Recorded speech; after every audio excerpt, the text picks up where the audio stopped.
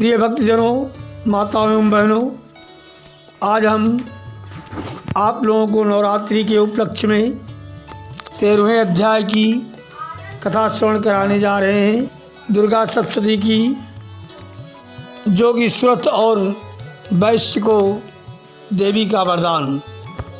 जैसे कि कथा इस प्रकार है। जो उदय काल के सूर्यमंडल की सी कांति का मतलब सोना होता है, धारण करने वाली हैं, जिनके 4 भुजाएं और 3 नेत्र हैं, तथा जो अपने हाथों में पाश, अंकुश, वर एवं अभय की मुद्रा धारण किए रहती हैं, उन शिवा देवी का मैं ध्यान करता हूँ, करती हूँ। ऋषि कहते हैं, राजन, इस प्रकार मैंने तुमसे देवी के उत्तम महात्म्य का वर्णन किया, जो इस जगत को धारण करती हैं। उन देवी का ऐसा ही प्रभाव है। वही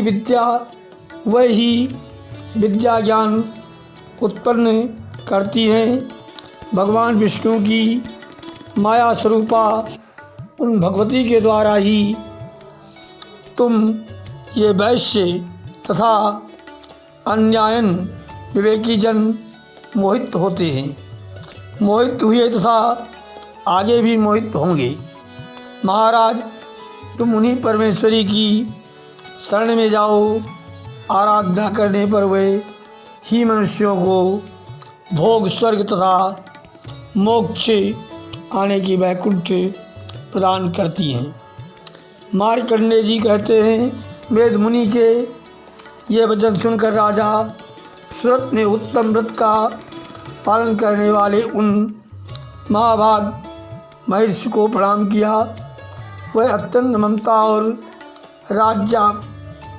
राज्यापहरण से बहुत खिन्न हो चुके थे।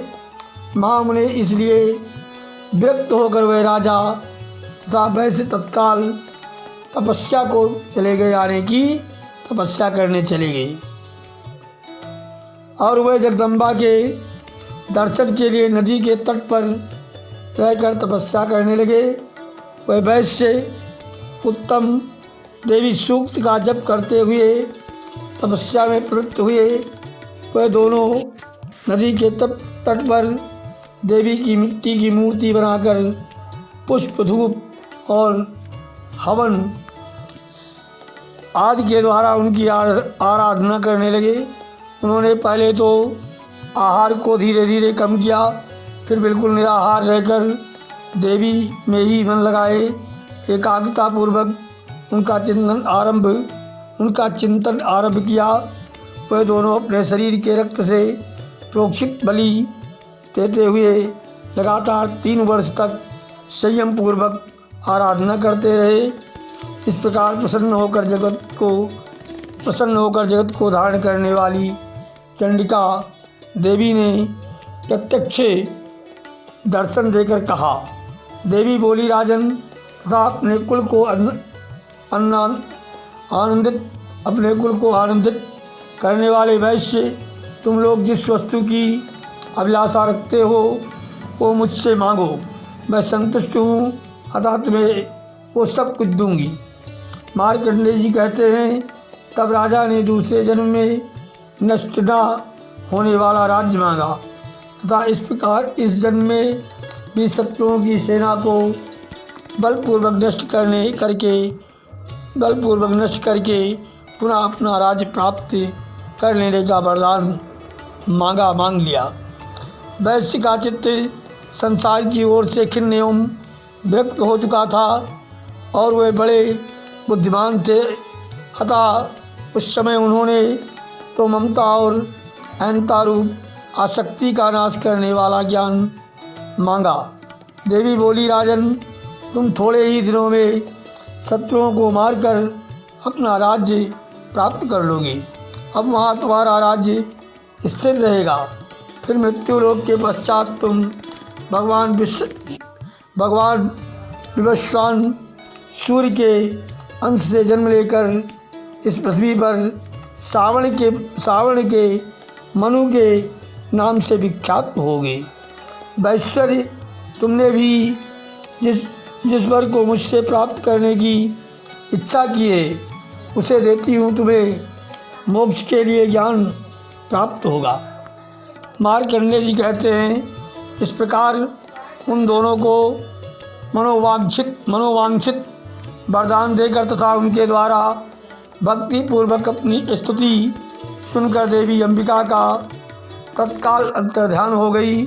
देवी अंबिका तत्काल अंतर्ध्यान हो गई।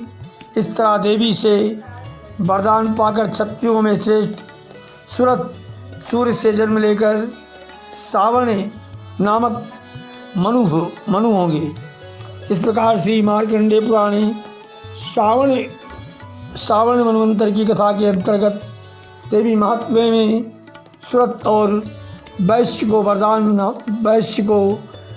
नामक 13वां अध्याय इति शुभम संपूर्ण हुआ।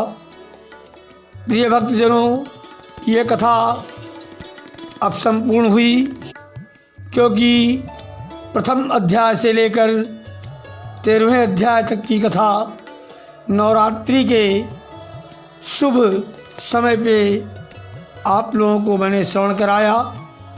और कथा अगर श्रवण नहीं की है जिन भक्तों ने, वो भक्त इस कथा को श्रवण करें, क्योंकि हिंदू धर्म में गीता और दुर्गा सप्तशती दो पुराण उत्तम माने जाते हैं, पवित्र माने जाते हैं।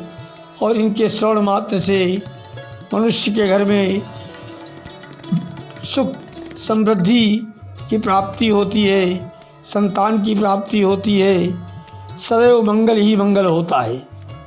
अगर ये कथा आप सभी लोगों को अच्छी लगी हो तो हमारे इस चैनल को सब्सक्राइब करें, कमेंट करें, शेयर करें।